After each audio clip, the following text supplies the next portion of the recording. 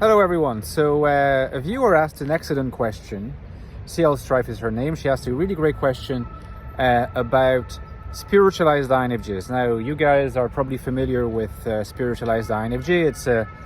It's a particular subtype of INFJ that I am positing as a pretty crucial to understanding not only the nature of the INFJ personality, but also its peculiar path of development or possible path of development, because we always want to understand a type psychodynamically and not statically, okay? Now, spiritualized INFJ, she's asking whether there's an unhealthy version of the spiritualized INFJ, and if so, what does that look like? It's a great question, first of all, because it's touching on an issue that I have not addressed yet. To be completely honest with you, I have been toying with this idea, but I've been kind of procrastinating a little bit about it, because I just have known for a while now that this was going to be an important area of research, but also a tricky one. Important because on the face of it, there has to be something about the spiritualized INFJ that is itself not static, right? And since nothing is static psychologically, what does it look like when a spiritualized INFJ is moving away from the hypothesized state of pretty good psychic health that we would typically understand by the term? When I say we, I mean myself and those of you guys that are convinced that this is a useful term to understand healthy INFJs. Again, there's a dynamic. So what happens when the spiritualized INFJ moves away from health? Okay? Do they simply fall back into either compliance or solipsism? That is to say, either adaptive submission or withdrawal? Or do they remain spiritualized but transformed in this kind of dark way, the dark spiritualized INFJ? Now, we know for a fact that there is a danger here in slipping slowly but surely toward those caricatures, those videos on INFJs that do crazy numbers of views. You know, it's kind of really depressing as an INFJ, and also as someone who is trying to produce honest and transparent and discursive content.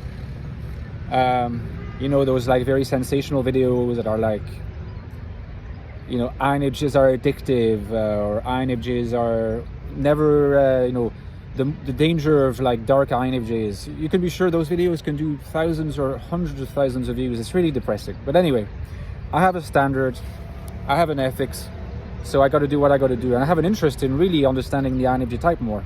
In any case, we don't want to say there's like a dark spiritualized INFJ who can dangerously change the world and become a tyrannical presence and create a lot of evil in the world.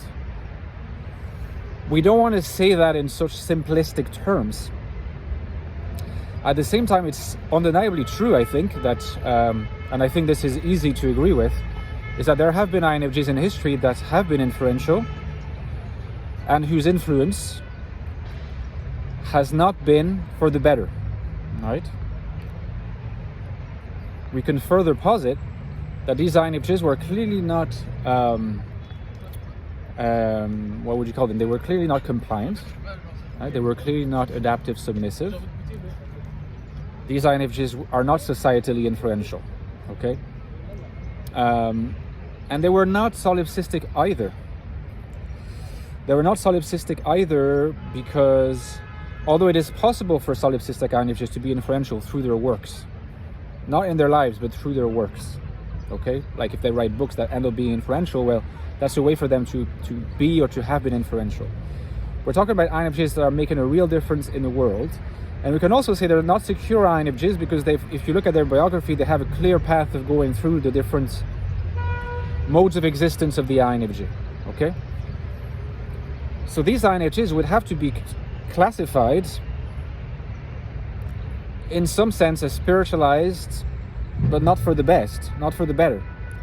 Often, perhaps always, they initially ascended in influence and in their action through positive, beneficent overall changing, world changing activities that had a clear positive impact, but then they shifted. So again, there's this move away from health.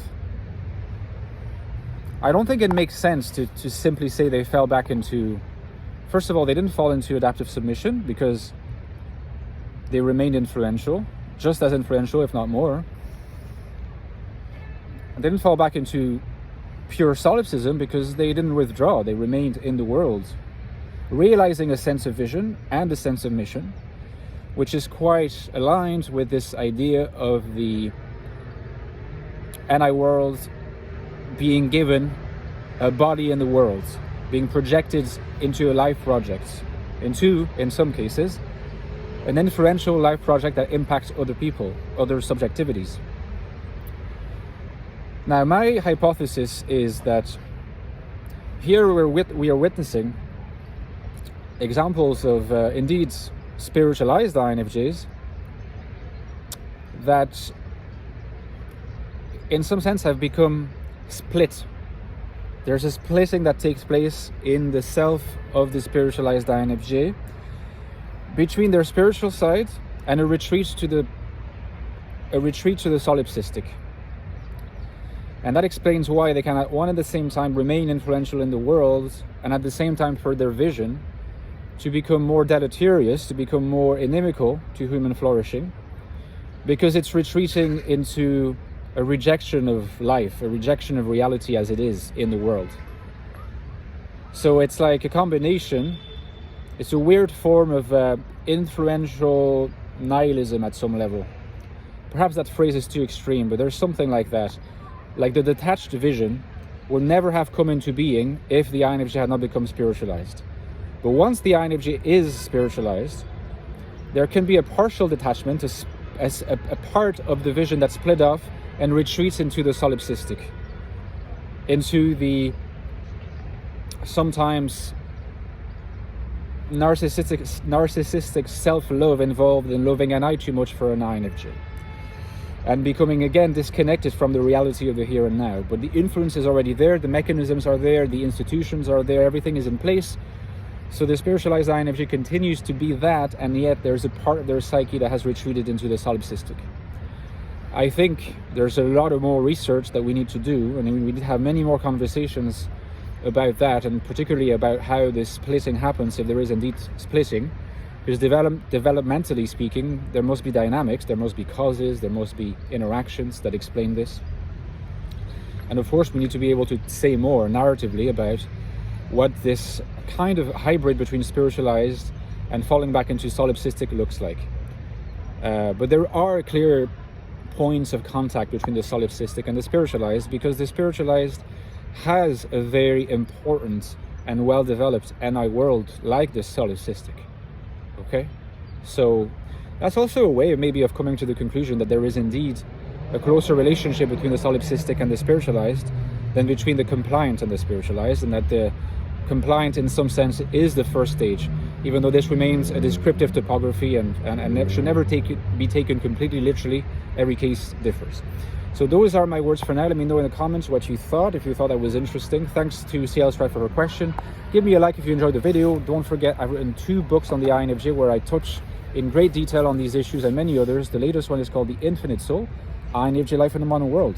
The modern world often seen as hostile to INFJs, this is a fact. But at the same time, I think it's possible, on the basis of my theorizing, my investigations, for INFJs to remain authentically themselves and flourish in the world. If you want to know more about this, you should get this book at the link below. And of course, it's prequel. The books go very well together, by the way. And the book is called The Ecstatic Soul, all right? A new look at the INFJ personality, which is the deepest investigation into the INFJ mind, INFJ consciousness, what it's like to be an INFJ. This is the deepest look into it. You should get the book if you haven't yet. And as usual, my channel depends so much on your kind donations. It's the lifeblood of the channel, what keeps me going, what will continue to keep me going through your generosity. So please consider joining my Patreon at the link below. You will access some bonus content every 2 weeks, interact with me and the community, and we'll have a good time, grow together. See you next time, guys. Bye-bye.